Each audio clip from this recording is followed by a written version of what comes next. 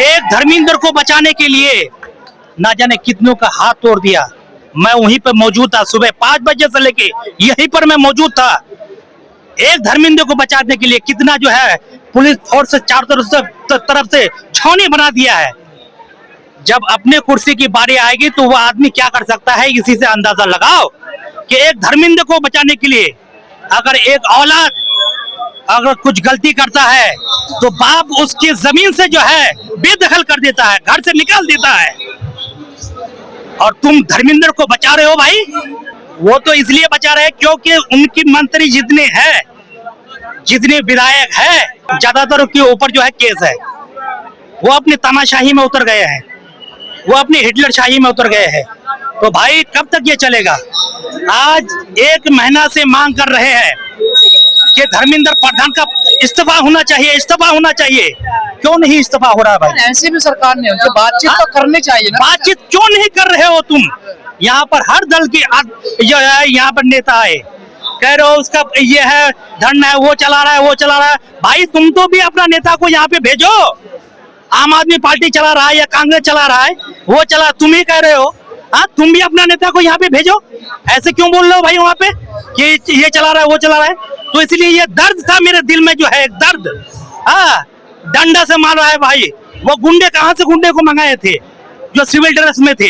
क्यों नहीं उसको जेल के अंदर डाला? ये गोदी मीडिया क्यों नहीं दिखा रहा है उनको? उनको भी दिखाओ कि वो कहाँ से आए। वो जो उस दिन आकर के गुंडागर्दी दिखाया, वो कहाँ की थे? ये भी करो। दिखा रहा है सब कुछ। देखिए उस दिन जो है, उस दिन का ये 20 तारीख का डिबेट में कहीं डिबेट हुआ? कहीं नहीं। किसी भी बीजेपी नेता से ये सवाल पूछा गया कि तुम लोगों ने ऐसे क्यों किया? ये अमन चोपड़ा, ये रूबी का जलालत, ये नहीं लियाकत नहीं, जलालत है भाई। वो जलालत जो है मैंने रात को देखा कि वो जहल उगड़ रही है। ये ऐसे ये कर रहा था, वैसे कर रहा, पुलिस वाले पे डंडा चला दिया। हमारे पास डंडा कैसा था भाई? पत्थर कहाँ था भाई? हाँ, ट्रक में जो वो पत्थर भरा हुआ था, तुमने वो दिखाया क्यों नहीं? ये सवाल पूछता है। तुमने वो चीज को क्यों नहीं दिखाया? हाँ, ये पत्थर लेके आया था, ये डंडा लेके आया था। देखो भाई मेरे पास डंडा है, पत्थर है, कुछ है? हाँ? वो तो एक दिन पहले आ गया था डंपर। एक दिन पहले यहाँ पर डंपर जो है ला करके तैयार कर दिया। तुमने उसका सवाल क्यों नहीं पूछा कि वो डंपर किसने मंगवाया?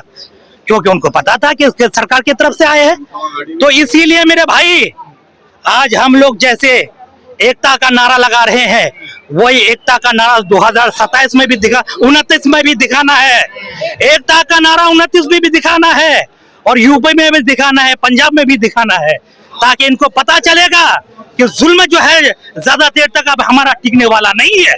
जब तक सरकार हमारी समस्या नहीं सुनेगी, समाधान नहीं करेगी, हम यहीं पे डटे रहेंगे। तकरीबन 10-12 दिन से मैं यहाँ पे रोज आ रहा हूँ। 20 तारीख को भी जब डंडे पड़ रहे थे तब भी मैं मौजूद था। तब थे आप? हाँ जी, कल भी मैं था, आज भी यहाँ पे फिर से आ गया हूँ। और जब तक हमारी समस्याएं नहीं सुनी जाएगी तब तक हम यहीं पे डटे रहेंगे।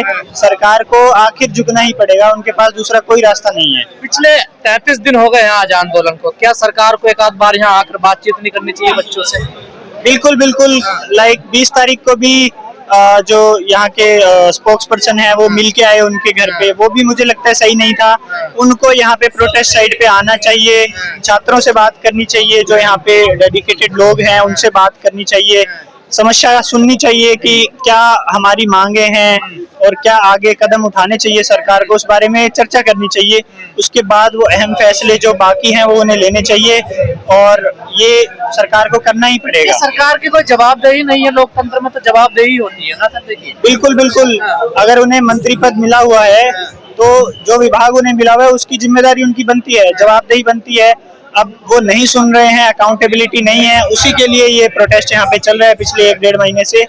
तो सरकार को अकाउंटेबल होना पड़ेगा अपने एक्शंस के लिए, अपने मिनिस्टर्स के लिए। अगर कोई मिनिस्टर काम नहीं कर रहा है तो उसे रिजाइन देना पड़ेगा। सर 20 तारीख को आप यहाँ मौजूद थे, हम लोग सब लोग थे। जो परिस्थिति बनी, क्या ऐसी परिस्थिति बननी चाहिए कि जो वीडियो आजकल आप देख रहे हैं? नहीं, बिल्कुल। शाम को 5-6 बजे तक तो बहुत ही प्रोटेस्टर्स की तरफ से कोई हिंसा नहीं हुई थी। सिर्फ पुलिस ही जो थी आंसू गैस फेंक रही थी, डंडे मार रही थी और प्रोटेस्टर्स एकदम पीसफुली तब भी डटे हुए थे। शाम को 7-8 बजे के आसपास कुछ लोगों का, कुछ छात्रों का जो है संयम टूटा और फिर उन्होंने पथराव वगैरह किया या पुलिस के साथ हिंसा करने की कोशिश की, तो वो नहीं होना चाहिए था।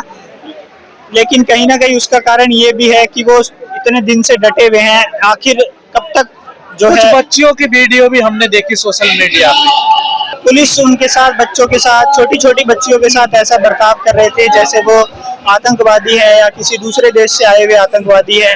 छोटे छोटे 12-15 साल के छात्र छात्राएं यहाँ पे आए हुए थे, उनको भी सेक्सुअली हरास भी करते हुए हमने कुछ वीडियोस में देखा। पुलिस की बर्बरता हमने देखी, बहुत भयानक तरीके से पुलिस पीट रही थी और मार रही थी छात्रों को।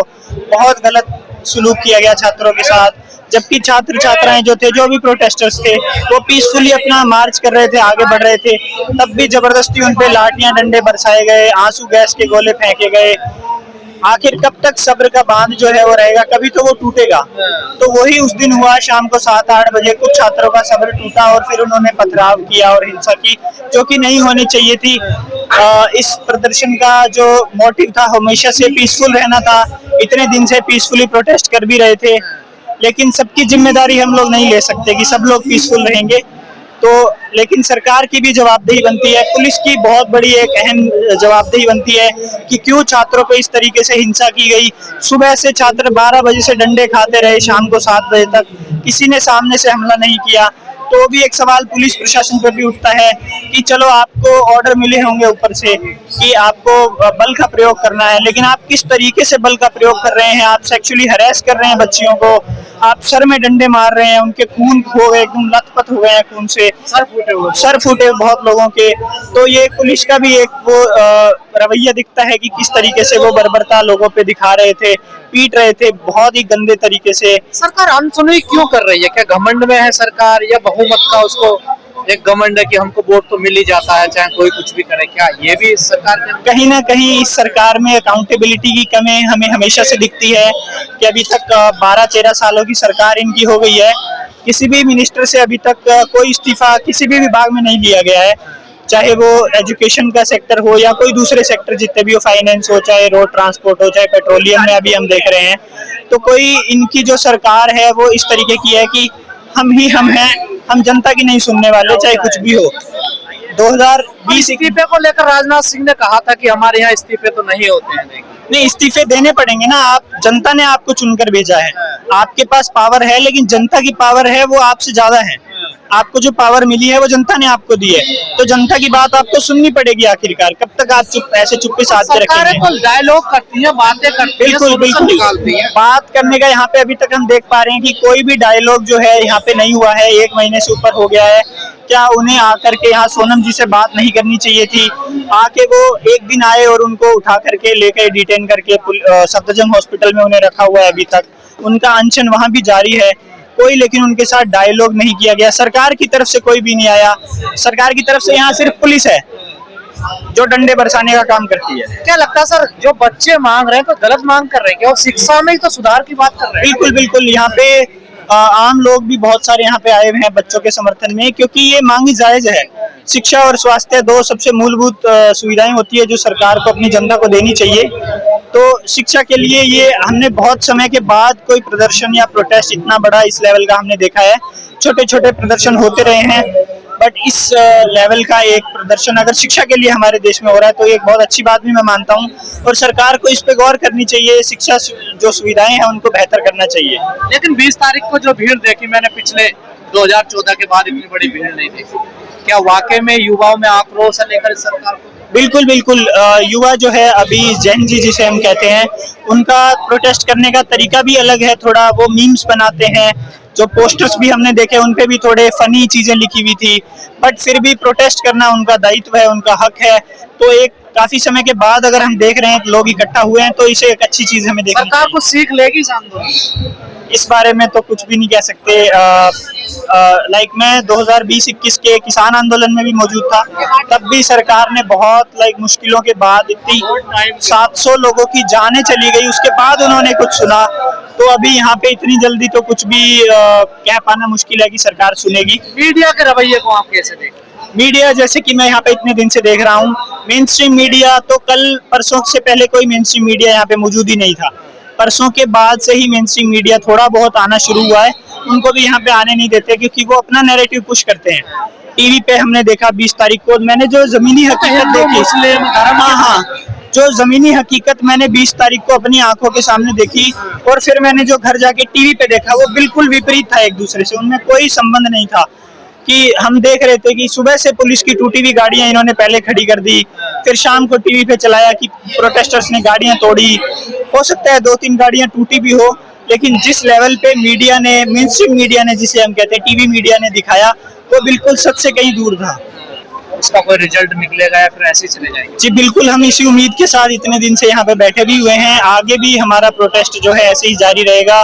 बहुत सारे लोग हैं वो साइलेंटली प्रोटेस्ट को सपोर्ट कर रहे हैं, दूसरे शहरों में बैठे हुए, यहाँ तक खाना पानी और भी मूलभूत सुविधाएं पहुँचा रहे हैं, तो वो सब चीजें भी है। प्रोटेस्ट ऐसे ही चलता रहेगा जब तक हमारी मांगे जो है एटलीस्ट सुनी ना जाए। रिजाइन करना भी एक ऑप्शन है, अगर वो कर दिया जाता है तो सबसे बढ़िया है, बट मिनिमम एटलीस्ट ये है कि आप कम से कम हमारी बात सुने, यहाँ करके, यहाँ पे आके एक वार्तालाप हो, एक डायलॉग हो एटलीस्ट। अभी तो ऐसा लग रहा है कि एक वन वे कम्युनिकेशन हमारी तरफ से हो रहा है, सरकार दे रही है बिल्कुल, तो हम सुने, हमारे फिर गौर करें, एक्शन ले। तो इसी उम्मीद के साथ हम यहाँ पे डटे रहेंगे आगे भी, जब तक सरकार हमारी बातें नहीं सुनेगी हम यहीं मौजूद रहेंगे। क्या कहना है, दिल का दर्द एक सुनाना है सरकार को।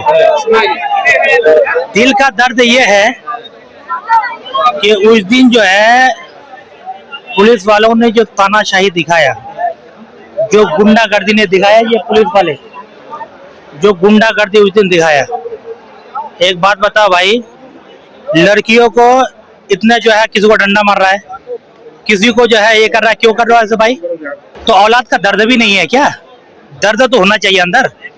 किसी की औलाद को पीट रहे हो भाई, दिल में दर्द, जरा सा भी दर्द नहीं है, है? तुम इलेक्शन से पहले करेगो कि धर्म बचाओ धर्म बचाओ, इलेक्शन से पहले जो है नारा दे रहे हो कि धर्म खतरे में, धर्म बचाओ, और इलेक्शन के बाद धर्मेंद्र को बचा रहे हो भाई। ये क्यों बचा रहे हो? इलेक्शन से पहले तुम धर्म की बात कर रहे हो और इलेक्शन के बाद तुम धर्मेंद्र को बचा रहे हो भाई। धर्मेंद्र प्रधान का इस्तीफा क्यों नहीं ले रहे हो?